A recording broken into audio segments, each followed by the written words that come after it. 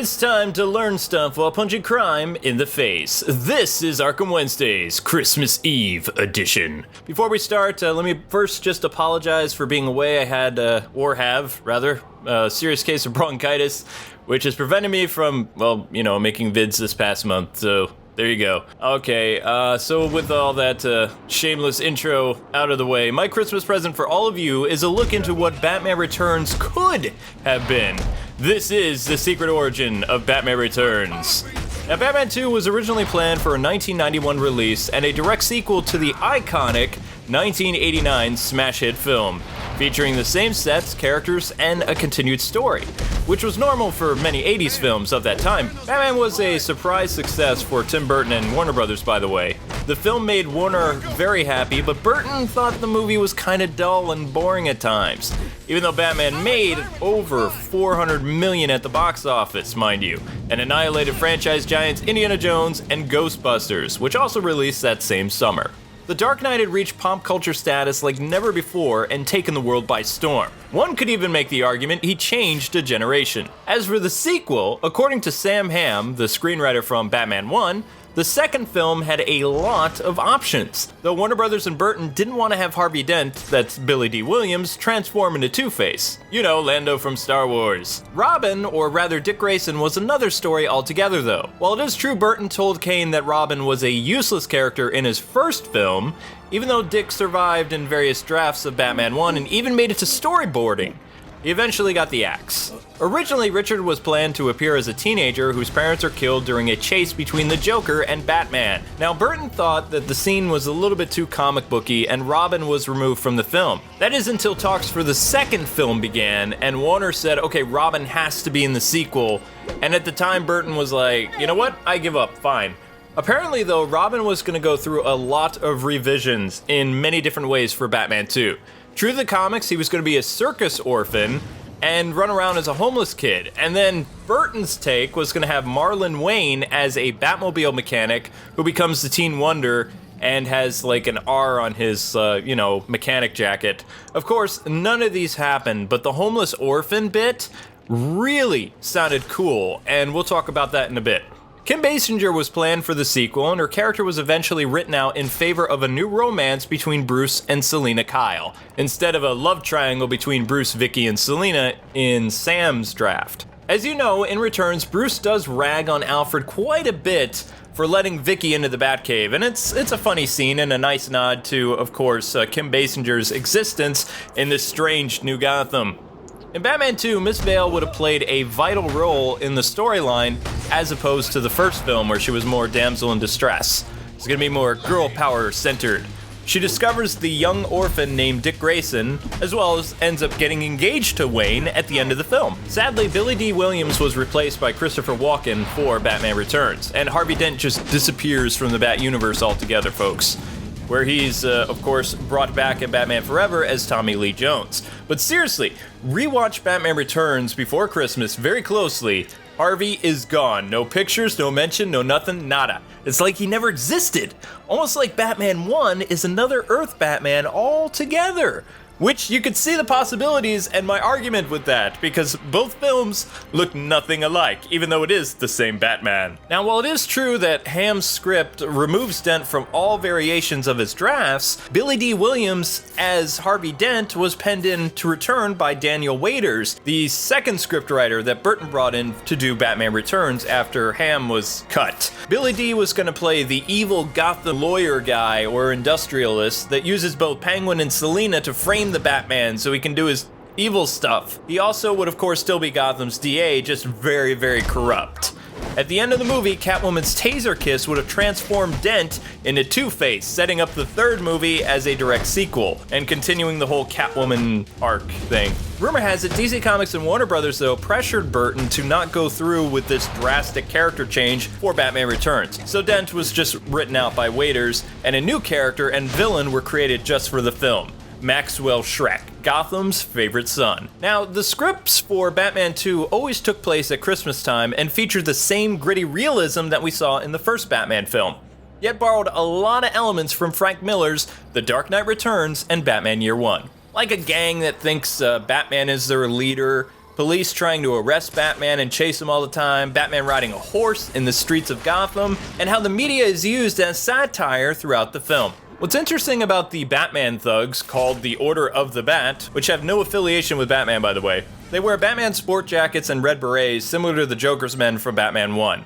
They act as kind of like a neighborhood watch, more or less, and butt heads with the police constantly. Other scenes involve them defending Batman on television against the talking heads. Also, the movie highlights a lot of political mumbo-jumbo and have various talking heads in the film. I really can't stand stuff like that, by the way. Especially after Batman is blamed for a dock murder done by Catwoman, the media is the first to say, "Oh, Batman's a menace! Let's go after him!" Both Bruce Wayne and Vickie Vale were given a lot more screen time in the second draft than, of course, the first film. And they were vital to the saving the homeless plot and other underlining plots, instead of just the villains are center stage the whole time. Now, one of the main story arcs in the Batman 2 script was the Gotham millionaire named Shaw, who's trying to run the homeless out of an area of Gotham for some reason. Another little plot, I guess you could say, is learning about the history of the Wayne family spanning to the Civil War. Also making the vast Wayne fortune stolen US property. Another key difference in all of Sam Hamm's drafts for Batman 2 involved the Dark Knight being on the strict no-kill rule like his DC Comics counterpart. In fact, Warner Brothers asked for Batman not to kill. Both Burton and Keaton did not like that aspect of negotiations though. Since their world, where Batman lives, you can't just wrap up the bad guys in nets and drop them off at the GCPD hoping for the best. As we all know, Batman basically does turn into John Rambo in the Keaton films, and Batman as a superhero has killed more people on film. Well, actually, scratch that. Man of Steel beats that. I mean, look at Metropolis. In fact, Bob Kane spoke very highly of the Keaton films as being the closest rendition to his original creation, since Batman did murder criminals in self-defense, if he had to, from 1939 until about 1942. Anyway, the film went through many drafts before Warner Brothers actually allowed Tim Burton freedom to create his own vision on film. See, Tim was not happy with WB's Batman 2 and would not sign up for the sequel unless he could make an artsy Burton film. And Burton's drafts, well, they were really weird and bizarre to say the least. Now, Burton later admitted that he had no idea how to get Robin to work in his world, and everything that he was writing down was just, kind of rhetoric. So the Boy Wonder was bumped to Batman 3's plot. And what's funny is, to this day, Marlon Wayans actually receives a check for the work that he never did, because he was paid by Warner Brothers to appear in Batman Returns and Batman Forever, and I guess that's their way of saying, hey, here you go. Even though, actor Chris O'Donnell got the part, we're still gonna pay you. So that makes so much sense. Little trivia for all of you, though. Did you know that Batman, Christian Bale, tried out for the role of Robin in Batman Forever, only to lose out to Chris O'Donnell? So there you go. Back to Returns. In my honest opinion, for the most part, Hamm's first and second drafts would have made a great Batman sequel, and some of his work actually did appear in Batman Returns and later Batman Forever. Elements like Penguin and Catwoman working together, Batman blamed for the death of the Ice Princess in Returns, Catwoman and Batman's fight on the rooftop and kind of their little banter, the Bat Glider, and dancing with Selina at the charity event. Also, the villains from Batman Forever raid Wayne Manor and accidentally discover the Batcave, whereas in Batman 2, the story, they're raiding the Wayne Manor to find the secret treasure that's hidden in a cave underneath Wayne Manor, not realizing that the Batcave is there. Everything else, though, was scrapped, and you're gonna find out why. The Batman 2 script and many drafts feature a Santa Claus armed with an AK-47 mowing down police officers left and right, which, while shocking, was actually a storyline DC was working with in the 80s involving Tim Drake, Batman, and the Scarecrow. But we're moving on. The second film would have featured your garden variety psychos like Batman 1, and not the freaky gothicness that Burton would become legendary for, at least not yet. Penguin was written as a mob boss, think Carl Grissom or Rupert Thorne, except he didn't mind getting his hands dirty, and in the script he has like an R-rated Burgess Meredith tone. Penguin from the 60s, but much edgier and darker. He also borrows a page out of Hitchcock's book and uses killer birds and pigeons to murder his foes. And a lot of people get killed in very gruesome ways in this script. The only aspect of the Penguin that is still the Penguin is the fact that sometimes he wields like an umbrella machine gun, but only a couple times in the script from what I saw. He also had a different alias than Cobblepot in the drafts by Ham. The main plot revolved around Penguin trying to find these golden raven statues in order to locate Gotham's vast wealth. So think like the Maltese Falcon, more or less. He hires a cat burglar named Selina Kyle to help him steal it from Gotham's most wealthy, along with framing the Batman so they can get away with the loot. So, it's a very simplified script. Catwoman appears in all drafts of Batman 2 and was always going to appear in it. She had little to no character development, is pretty much a fetish model that likes to kill people, more or less, either with her claws or machine guns. So not so much the opposite or parallel of Batman, she's just Pangy's sidekick, or, assassin. Catwoman's cover in the script is that of a famous museum owner that also doubles as an animal activist. She likes to travel the world collecting rare finds, and Bruce actually puts 2 and 2 together and realizes that Selina was actually in the same town where all these thefts took place. So he's like, okay, she's the cat burglar. And while she does kind of like Bruce Wayne a little bit, she's just using him, but she's madly in love with Batman in the second script. So that's something right there. She does try to kill both Batman and Bruce Wayne, though, on multiple occasions in the Batman 2 story. 2 things many people leave out when describing Batman 2 would be the pacing of the film, what they were going to go with, and the product placement. The movie opens with Gotham City, and then it would pan to something else, I don't know, maybe like Happy Kids, or they don't really say, it just says, movie pans.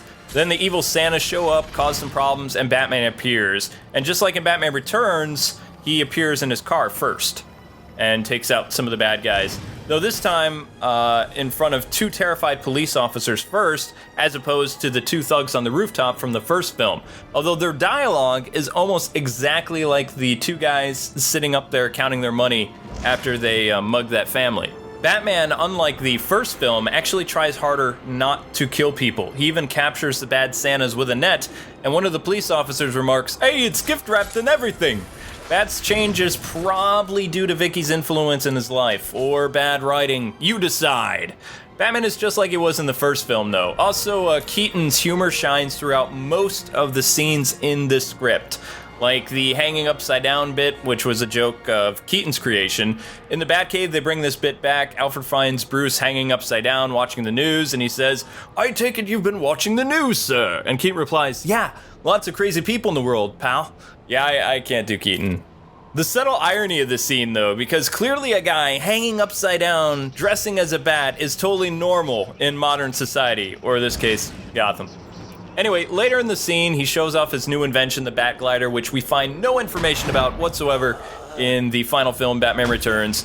The light comedy bits between Alfred and Vickie and Bruce would have worked on film and shown Keaton's comic genius, but for whatever reason, Michael Keaton decided for less lines and more action scenes. Guess he was trying to impress people with his resume, get out of the comedic stuff, I don't know. But he even asked for the whole Wayne subplot and a lot of detective elements to be rewritten or written out altogether. Product placement was way out of control in Batman 2 as well, from Sony Walkmans to other modern conveniences, Batman t-shirts and merch up the wazoo, along with all kinds of crazy stuff like Sears and, just places that exist rather than Batman Returns where all the stores are just made up. I mean, that's a good way to save money, too. I believe there was even a McDonald's in one of the scenes because of the partnership that grew with McDonald's after the first movie. What's funny about all this, though, and all the merchandising, Bruce Wayne in the second script, Batman 2, remarks how he needs a better PR agent because he's not getting a cut of this, and then Vickie smacks him with a newspaper. So the fact that the character was aware of all this stuff is pretty funny. Okay, so besides the Vickie Vale love story and Penguin looking for the, Maltese Falcon things, Batman 2's other ongoing plot, as I've said before, is the homeless of Gotham. That was the driving part of the script, which would have given Bruce more time to shine and gone more into his background and, what he's going to do when he's faced with this stuff that his parents supposedly stole all of Gotham's wealth. And, he's a criminal. It's just like the criminals he fights, So it's pretty interesting. Like I said before, whatever reason Shaw is trying to get the homeless out of town, this plot could have carried the whole movie, actually. But Shaw is murdered by Catwoman in a raunchy R-rated sex scene with Miss Kyle. The Batman is framed for this, of course, because she paints like a bat symbol with the guy's blood like on his bedpost. Like, hey, Batman did this. Let's not use DNA or anything. It's total proof right there. Before Xiao's demise, though, he ordered his goon squad to throw the residents out of Crime Alley. Vickie is frantically taking pictures because she's randomly at the scene for the Gotham Gazette, and she's spotted by some goons carrying tire irons and baseball bats, I believe. Long story short, a shadowy figure in a faded yellow raincoat takes the two thugs out with perfect athleticism. The 12-year-old kid even reminds Vic of Bruce a little bit. After the kid saves Vale, he asks her for $20 for her services, which, that's totally Jersey. He then says, "My name's Dick," followed by diving into a tree and leaping onto the fire escape to get away. Now, Vickie can't keep up with the young athlete, so she uses her camera to trail where he's going, and he hides inside Bruce Wayne's great-great-grandfather's statue of the Civil War. Anyway, she then tells Bruce about the boy, and he's like, "You're seeing things, Vic." Several pages later, or next scenes, or whatever, another millionaire gets killed, this time with a car bomb. He was bad, like corrupt official type. Gotham, because of this, issues an arrest for the capture of Batman dead or alive, because they think Batman's, lost his mind more than, dressing up as a giant bat. And Bruce says to Alfred, "Well, that's official, I'm a wanted man now." And then Gordon shows up at his house, and you can just read in the script that you're expecting Keaton to do that eyebrow bit, when something bad is about to happen, because Gordon shows up at his house and he's kind of being the curious guy he is, let's invite Gordon in, see what he wants. Bruce learns that he might be the next victim because apparently these millionaires are getting whacked because they have these Raven statues, and he's worried that Bruce has one of them and he's gonna die, and he says, "Do you need police protection from Batman?" And Bruce just smiles. And we learn about some connection to an Egypt exhibit, and he tells Alfred Bruce won't be attending, but Batman will. And after Gordon comes by, Bruce says, "Hey Alfred, tell the Egypt guys, Bruce Wayne will attend after all." In my worst Keaton ever. So at the party, he socializes with two remaining millionaires that haven't been killed yet. He meets Selina Kyle in a black dress, and they dance like in Batman Returns. Except instead of Maxwell Schreck's gathering, I think this is Thomas Elliott's. Anyway, Vickie is there for the Gazette, and the two girls fight over Bruce, which is pretty comical, but some things I can't repeat in the script. So there. Cut to the next scene. Boom. Selina's saying how much she hates Bruce to Penguin and that she's gonna off him personally like she did Shaw. And then it goes back to another scene where Batman is on top of a gargoyle. Now it should be noted, most of these scenes in this script is not complete because some pages have been lost to time, so I did the best I could trying to read as many variations of the scripts. There's at least 30 pages missing of different things. So, and I did print out a copy, and it was a fun read. I'd love to see a cartoon or a game made based on this. I think it'd be fantastic. But anyway, back to the whole gargoyle thing. Bruce is on the gargoyle as Batman. He got a tip from Catwoman to be there because she likes, teasing him and stuff. But he arrives too late. Another millionaire dies. Penguin does something really terrible, using his birds, Hitchcock style, to kill the guy. It's really gruesome. I can't believe they wrote all the details in the script. It's what is wrong with you people? But you can see that there's a running pattern in this script. Batman always arrives late. It's like Bronze Age Batman, where he's always failing to succeed. Failed to save this person, this person, this person. I saved that one, and then that one died. So, yeah. That's pretty much what the Keaton Batman was, which made him more interesting, because if a Batman wins all the time, what's the fun of watching, So, millionaire kicked the bucket. Another Raven is in Selina and Penguin's possession. Before that, Batman and Selina fight. He falls off a building. So Batman uses his backglider that he's so proud of, and he saves himself from becoming street pizza, but it's not enough to prevent himself from being knocked unconscious, and he crashes into the cement. Boom. Next scene, Batman's still KO'd, and basically it seems like they were rushed for time or something, because the next scene is identical to when Batman falls in the alley with the Joker thugs. Cops notice Batman's body armor, they poke it. Is that body armor? Hey, try to remove his mask, check his wallet. And then when they try to remove his mask, they get gassed, because that's what happened when, either that or you get electrocuted when you take off the cowl. If you watched one of my Batman Batsuit videos, you'd know about that. But, yeah. So Batman then attacks the police officers, and they reuse something from Batman 1's original script and storyboard, namely Bruce using a horse to make his getaway. So he steals a police horse, and then he heads to Gotham Park.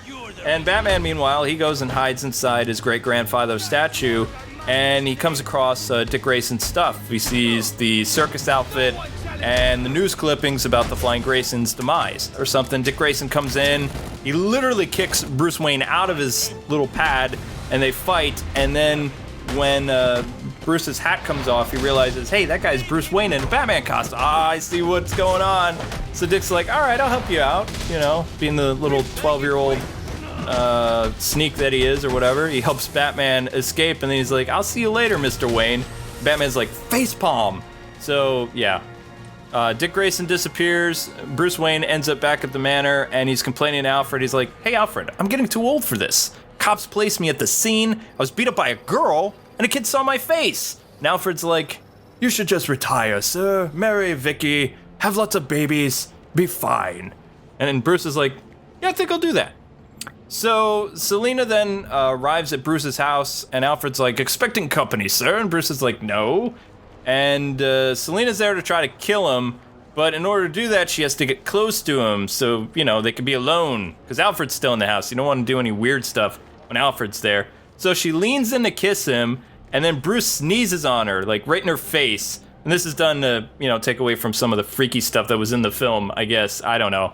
Because apparently Isis, or whatever the cat's name is, comes behind Selina, and Bruce starts sneezing like crazy. And he's like, you have a cat?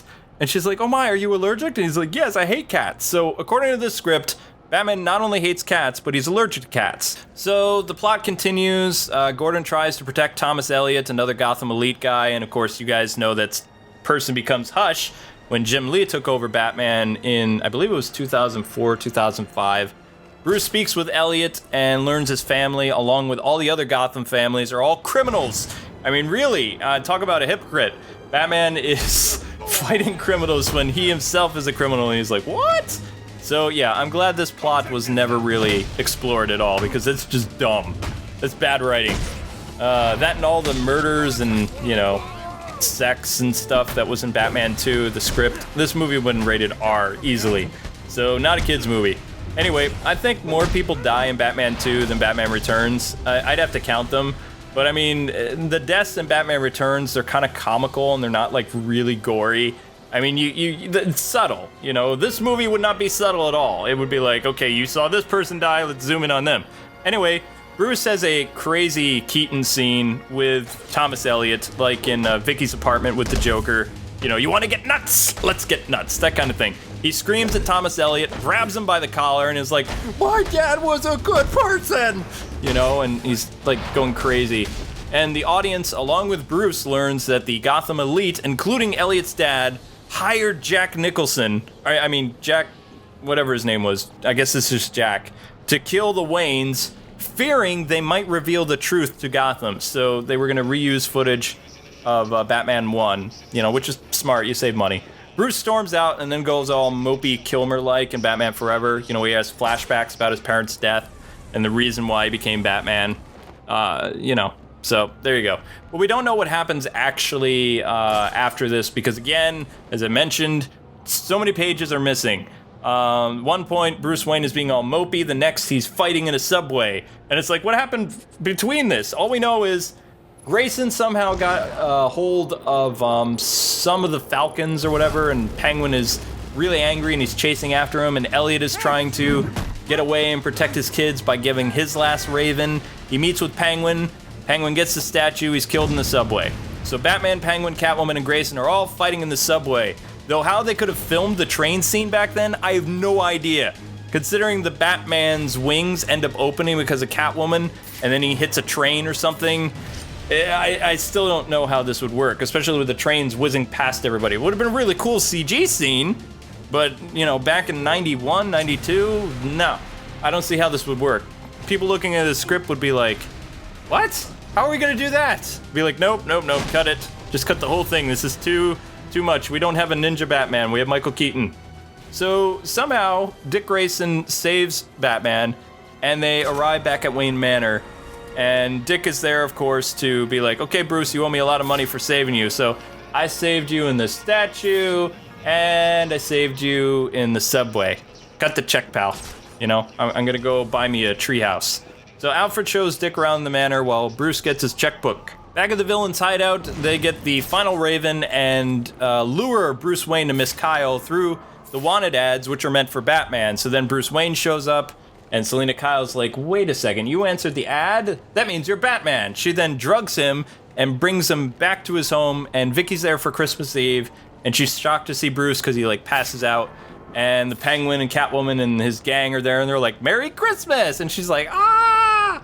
So for most of the scene, Bruce is KO'd, and Alfred gets shot and almost dies, which they explore the Alfred almost dying in the terrible Batman and Robin. Don't watch it.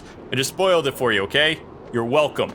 So Vickie becomes a damsel in distress again, whereas before she was mostly this, cool, what's that girl detective? I can't remember her name, but she was like a kid detective girl doing stuff. Like the Hardy Boys, but opposite. All right, that's right. Dick Grayson saves everybody, which I love, but also hate at the same time, because how did a 12-year-old take out two of Penguin's henchmen that are, like, massive, and then rescue Bruce, who's tied up on the couch, and Penguin is, I don't know, just in the other room where the doors are open so he can see. He unties Bruce and gets him back into the Batcave, and Bruce can barely walk because he's all drugged, and then he takes his medicine in the Batcave and he's all healed again, and, lock down Wayne Manor, which freaks out Penguin and the goons, and Catwoman more, because apparently she's claustrophobic, which they never really go into at all in the movie beforehand. You never know this. Catwoman's weakness is being claustrophobic, and Batman is allergic to cats. So that's what we learned from Batman 2. Anyway, we also know that Batman and Grayson fight people. There's a cool fight scene between Catwoman and Batman, Vickie and Alfred escape into the Batcave, and the Penguin follows, which is another facepalm for the script. So yeah, during the fight, we learn that because Selina now knows that Batman and Bruce Wayne are one and the same, she really, really wants him. But she also really wants to kill him. So she's having conflicted emotions right there. I want to be with this guy and break him up and be his girl, but at the same time, I hate him. I hate what he is. He needs to die. So Batman does the next best thing. During the fight, he throws a batarang, chandelier falls on her, breaks her arms and legs, and essentially makes her a cripple. So yeah. Then he goes up to her in true Keaton fashion and says, hey, I'm a one-woman guy now, lady. So, it's not gonna work. And she's lying there, begging him to kill her because she's crippled now. And in some versions of the script, she does try to kill herself, but of course, Warner Brothers had that thing circled like, this isn't happening. We're not dealing with this issue. So she ends up being arrested and all that fun stuff. She lives. So back in the Batcave, Batman makes his way down, saves Vickie, though both of them, just like in Batman 1, see a lot of elements from Batman 1, they end up hanging on a ledge just like when they fought the Joker. Batman throws a gadget at the Penguin, which summons a bunch of bats, and then Penguin falls to his death. So another Batman rogue dies. But Penguin died in Batman Returns anyway, so this was going to stay the same. The police arrive and learn that Catwoman is the one responsible for all the murders. She's arrested, Batman is acquitted. Everybody's happy. Later that Christmas Eve, Bruce proposes to Vickie Vale. Alfred lives and just has like a little bandage on his arm, according to the script. And Bruce asks the kid, hey kid, you want me to adopt you? And the kid's like, okay. Movie fades to black with a rendition of Deck the Halls. End of the film. So, there. That's what would have happened with the other guy's script. But of course, yeah, that's not how things went. But with Batman 2, it would have been interesting if it actually happened that way. But of course, Burton and Keaton didn't like that. Kim Basinger was due to return, but because of other obligations, she couldn't reprise her role for the next Burton film, which was given the green light pretty soon, actually. So they need to rewrite Catwoman's part as a love interest for Bruce Wayne, and they didn't want what's-his-name to do it. So they were like, you're out, this other guy's in. Daniel Waiters, you're the guy now. Ham, you're out. We hate your script. They also wanted to have that love mechanic between Catwoman and Batman. And out of all the stuff for Ham's script, I have to say, I like some of it, but how they had Catwoman, no. I don't think he did a very good job, like, with her at all. Penguin was also given a makeover for Batman Returns as well. Burton, during the 2004 documentary Shadow of the Bat, which you guys can check out if you want, he said you could find the psychological profile Batman, Catwoman, and Joker, but the Penguin was just this guy with a cigarette and a top hat. I mean, seriously, what is he? So Penguin became a mirror opposite of Bruce Wayne and a real freak. So, Batman actually mentions he's jealous of Penguin being an actual freak because he has to dress up like one. Don't laugh at me, that's actually a line in Batman Returns between the two guys. So yeah. So like the comics, Cobblepots are a part of Gotham Elite, though when they have their baby, in the film, the Burton one, not wanting to be shamed at all, the family dumps Oswald into the water, making him like a freak show version of Moses. Don't know who Moses is? Moses is a baby from the Bible. He's put in a brook by the Israelites, picked up by the Egyptian queen, and raised to be the son of Pharaoh. But he was a baby in a basket, and that's what Oswald is in this. Just like Ham's script, Penguin is always the bad guy, though, and always the guy that they wanted to be that dude. Instead of killing people to steal for money, though, Penguin just wants to make Gotham feel his pain of loneliness and plans on basically killing the firstborn child of every high society Gothamite. So he's not really a nice guy, but he's not a bad guy. He's evil, though. Many people think this was actually a subplot for the film, meaning Penguin snaps and he decides to kill people. But I really believe that this is what the Penguin set out to do the moment he came to the surface world. Because remember, he hangs out with the Red Triangle Circus Gang, which is a criminal organization. They go around killing people all the time. The reason I say this is you even see him studying in the Gotham Library, making people think he's looking for his parents, but I think he already found out who he was a long time prior to this. The subplot about Penguin becoming mayor was actually taken from a 1960s episode where Penguin is running for mayor, or something like that. Danny DeVito was always Waiters and Burton's choice to play the Penguin, by the way. Also, Penguin and Catwoman were never the main villains for Batman Returns in any of its alliterations. The real bad guy was always Maxwell Shrek. See, Tim Burton and company did this to show that the real bad guys sometimes don't wear colorful costumes. They can hide in plain sight and fool everybody. Remember, he eggs Penguin on to have his circus pals cause the mayor ruckus to get him recalled, and then suggests the Penguin run against the mayor. And Max is doing all this so he can build that very bad power plant that the current mayor and administration and other people don't want him to build.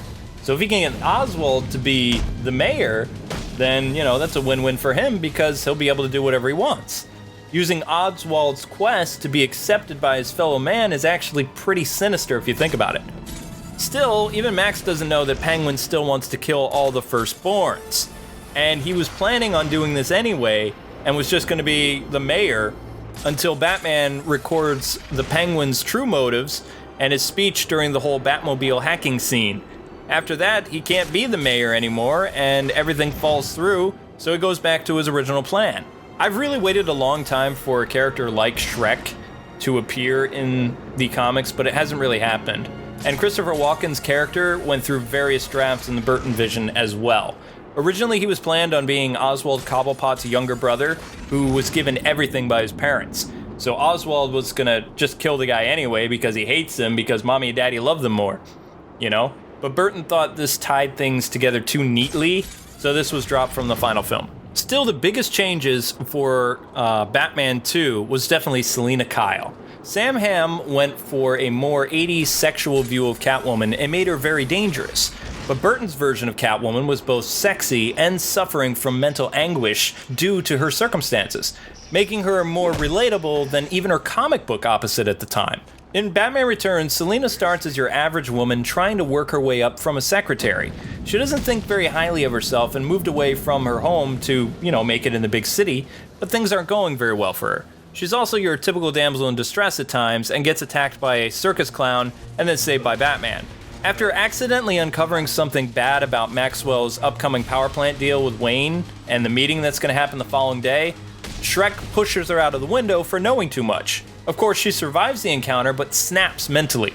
Some like to think Selina becomes a metahuman and argue that she actually died and came back to life because it's like a true Burton fantasy film, but I argue that the various awnings that broke her fall means she lived. Anyway, Selina was your everyday good girl, and after one bad day, she completely loses her mind, not unlike the Joker. I really have to say Burton did an excellent job of showing Selina as a modern-day storybook princess who then becomes the complete opposite by the end of the film. Even her apartment is decked out with cutesy animals and girly stuff everywhere. I also don't believe that her fall caused her to go rogue either and reject society. I think she was pretty self-aware about what was going on after she fell. She comes back home, you know, she's still aware of stuff. But when she listens to the answering machine about buying this new perfume so she can seduce her boss and get that promotion, she loses it and just completely snaps. Instant psychotic episode and casting off her good girl image. It's gone. Her relationship with Penguin is also different than that of Batman 2, and he does try to kill her when she refuses to sleep with him. The romance between Bruce and Selina and Batman and Catwoman is similar to the comics, but also it's not very stable for Selina. And when she finds out about that, then I think she has another mental relapse. Burton's Catwoman is perfect because the audience actually feels empathy toward her. Her costume, too, is almost like another character altogether and represents her state of mind, like her current state of mind. The more it gets destroyed and ripped with each encounter with Batman or the Penguin, the more she begins to lose a grip on reality.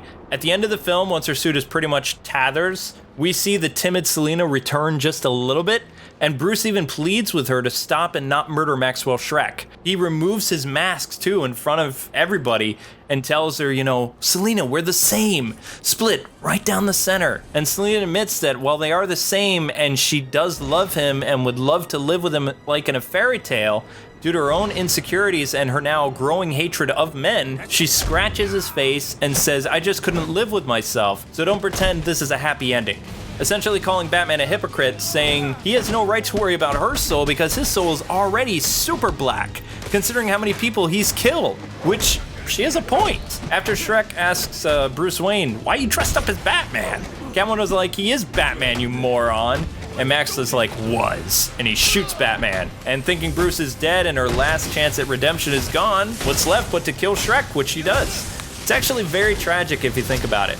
Batman awakes, you know the rest, he goes through the Rumble, trying to find her. Then he realizes that his opposites, both Penguin and Catwoman, won, and somehow he survived out of dumb luck. But Selina is now just like Batman, or rather Tim Burton's Batman. At the end of the film, he finds her cat, goes back into his car, alone, where he's gonna remain alone.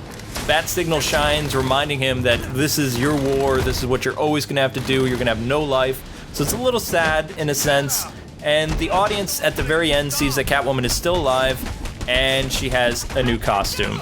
So there you go. What's really interesting about the whole Burton series, if Batman 3 ever did happen and Keaton reprised his role and some of the cast came back, Catwoman was going to appear in some of the original drafts for Batman 3, and you know, it would have been nice to see what happened with that relationship.